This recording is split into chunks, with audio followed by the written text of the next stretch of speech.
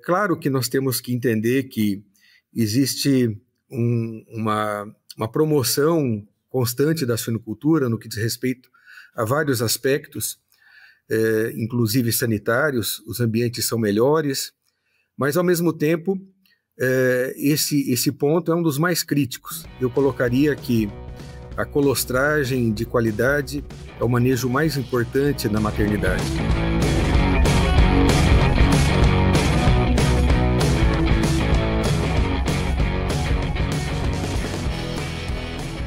Analisando os dados do canal, percebemos que cerca de 93% de vocês que assistem nossos episódios com frequência ainda não estão inscritos. A sua inscrição é muito importante.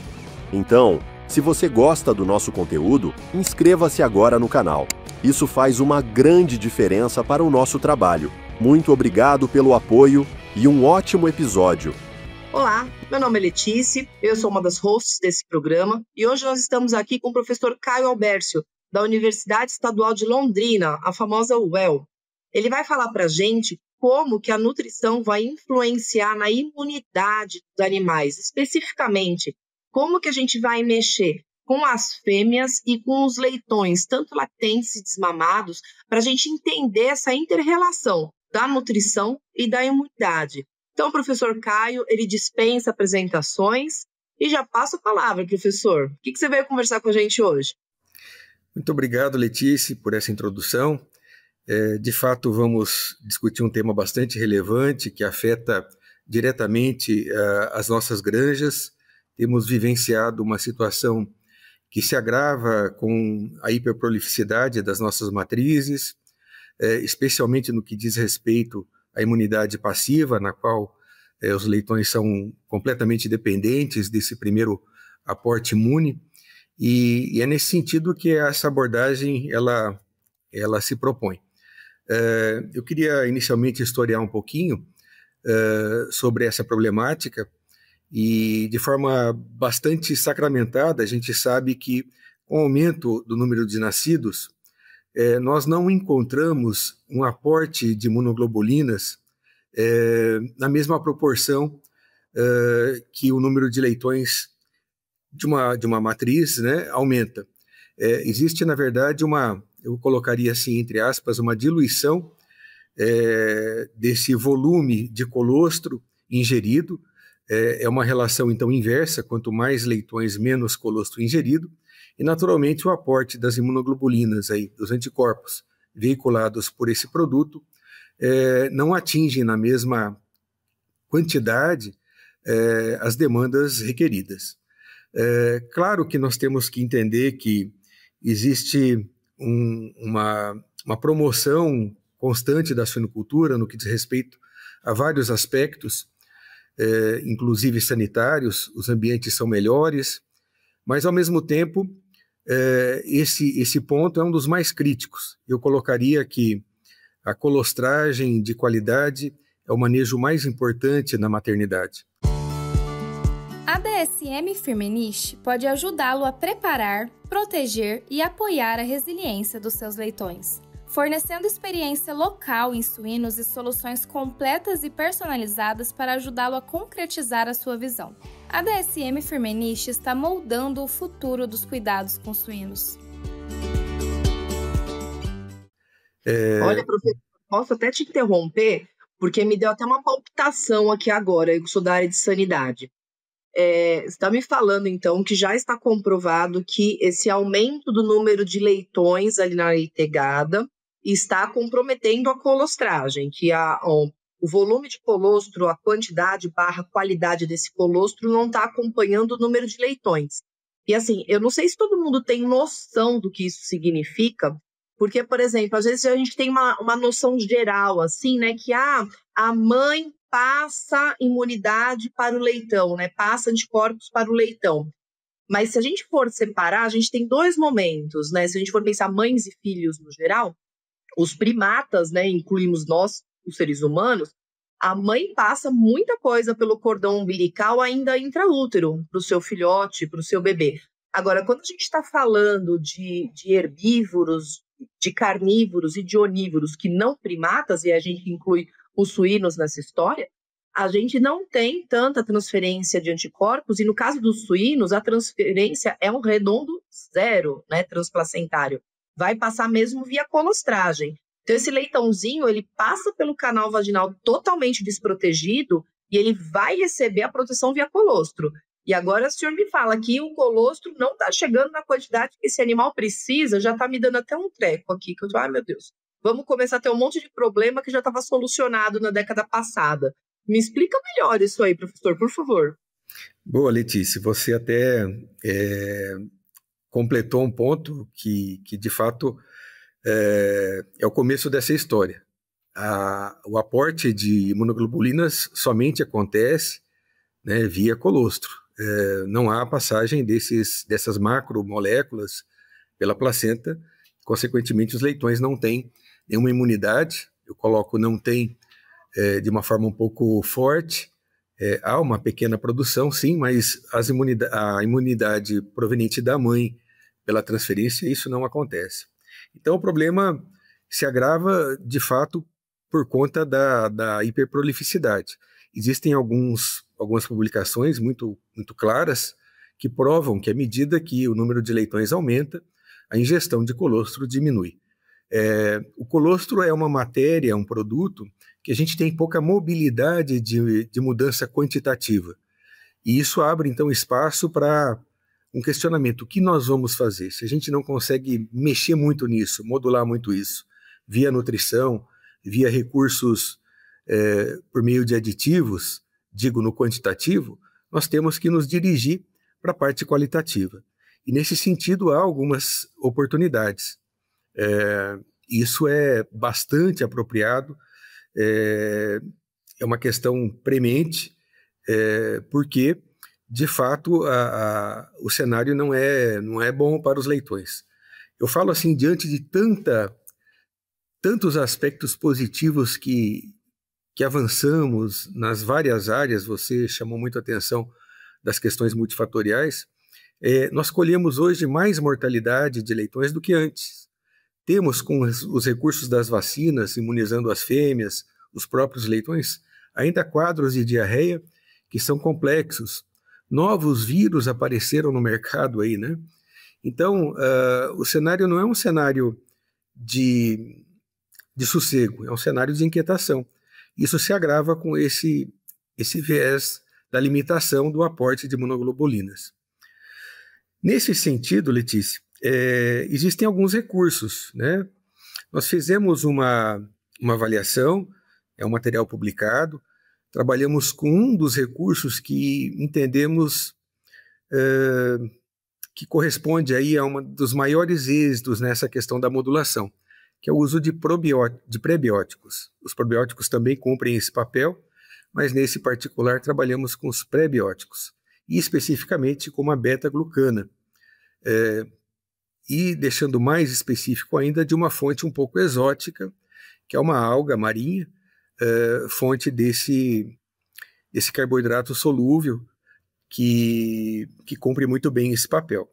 Então a proposta foi trabalhar com porcas, fornecendo esse ingrediente durante o período final de gestação, o momento em que você começa a dar um suporte maior nessa resposta imune e, consequentemente, esperar que via colostro isso seja transmitido, né, ou venha atender aí as demandas dos leitões, e estendemos esse tratamento ao longo de toda a fase de lactação.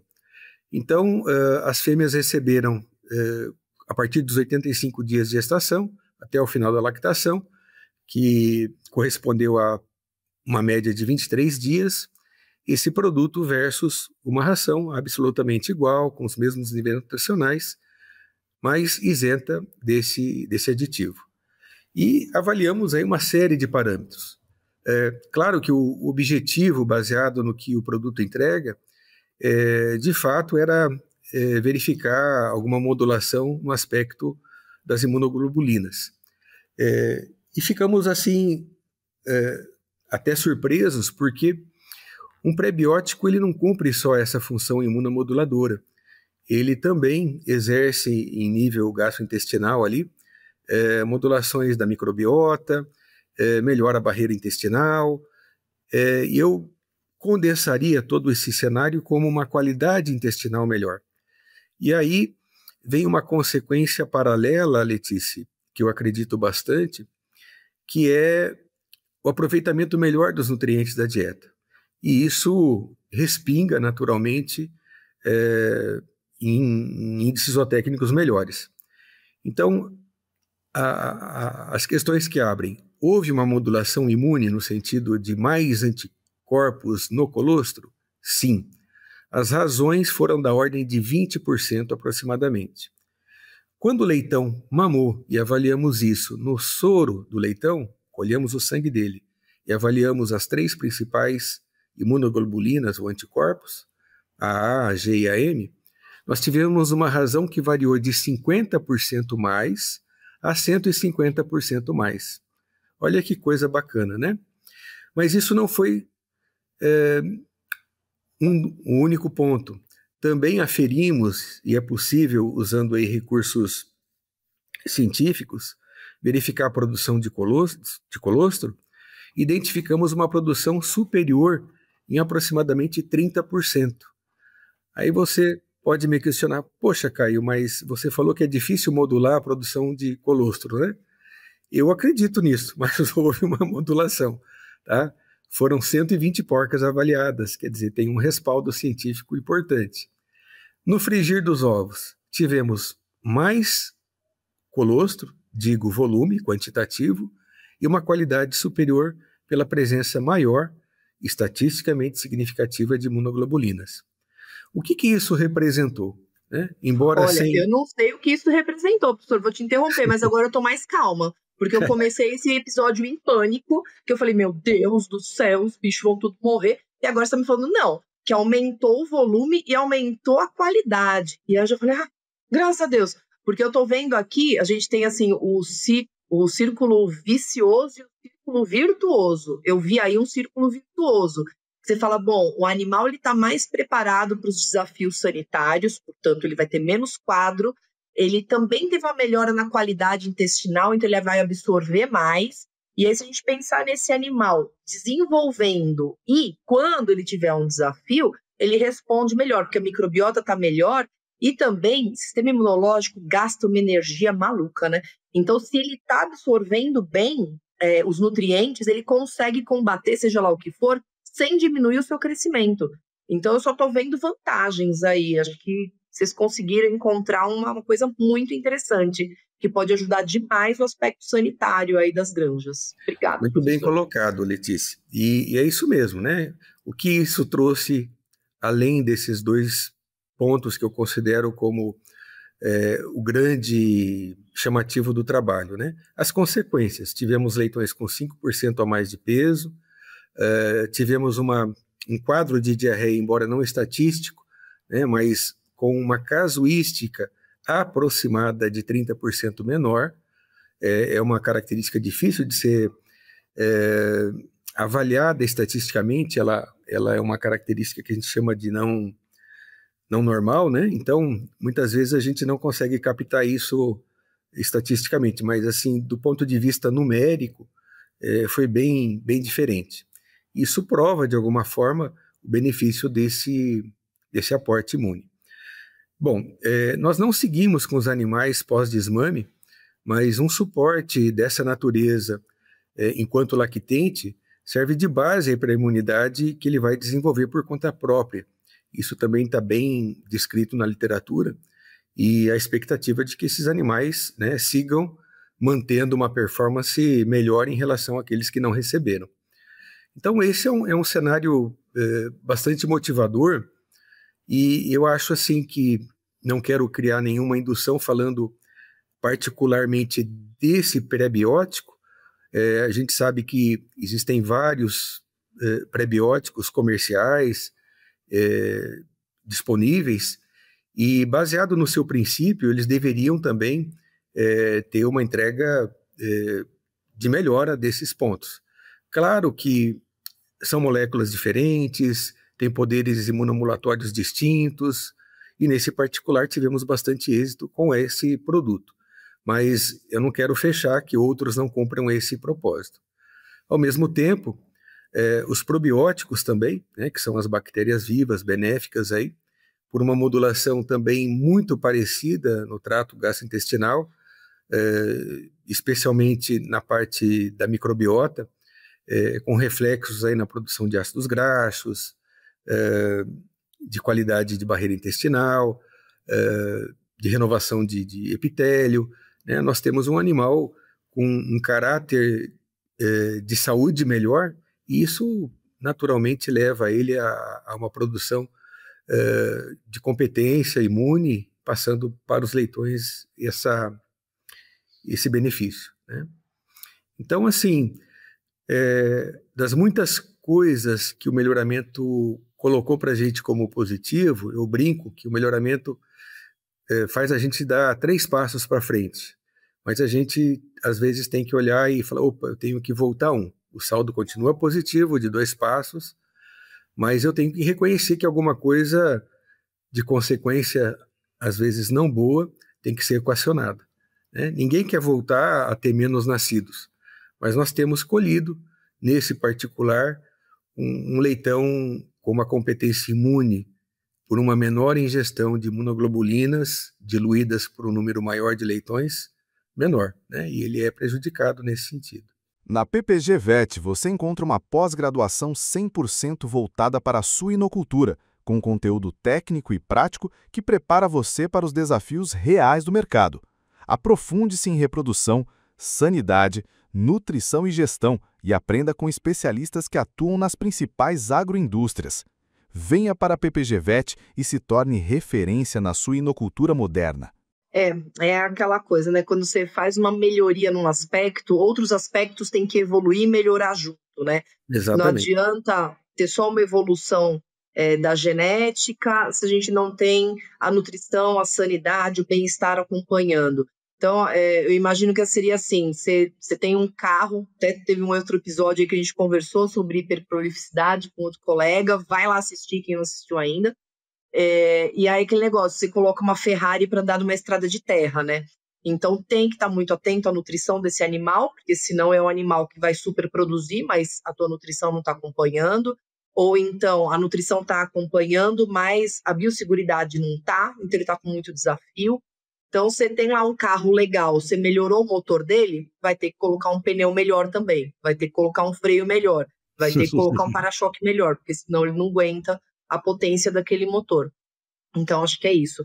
A gente ir dando os passos, por isso que a equipe multidisciplinar é tão importante, né? Os profissionais das diferentes áreas se conversarem, porque senão fica cada um no seu quadrado e a gente não consegue evoluir junto. Então, muito legal que a nutrição está atenta a esses desafios e, assim, podia ser um desafio só de repente, de peso do animal. Que bom que vocês olharam também a questão imunitária, porque isso influencia diretamente a questão sanitária e também de bem-estar desses animais. Maravilhoso. Trabalho. E Letícia, mas você tocou num ponto, eu estava aqui pensando e eu acabei omitindo, né? Isso está também vinculado a essa baixa ingestão. Você acabou de mencionar o peso dos leitões ao nascimento. Também é uma equação antagônica. À medida que aumenta o número de leitões, o peso ao nascimento reduz, né? O peso médio. Muito embora tenhamos aí empresas de melhoramento reconhecendo isso e tentando diminuir esse efeito de mais prolificidade e menor média de peso ao nascimento, essa equação ainda ela não foi solucionada. E o que a gente tem com um leitão mais leve? Nós temos um menor ímpeto de ingestão. Então, não é só um volume de colostro que é menor por um número maior de animais, mas também o ímpeto, né, a habilidade ou a força desse leitão em garantir nas primeiras horas, o colostro não dura toda a lactação, né? Nas primeiras horas uma ingestão suficiente é um problema também. Então isso somado, né, a questão da diluição, que eu chamei a atenção, o peso dele, também é um fator negativo nesse momento, para ele se garantir imunologicamente bem, né, do ponto de vista aí de imunidade passiva. A gente tem que estar atento, realmente, esse suíno é um indivíduo completo, não é só um pedaço, né? A gente tem que olhar o todo para conseguir gerar um animal mais saudável e competente possível, né?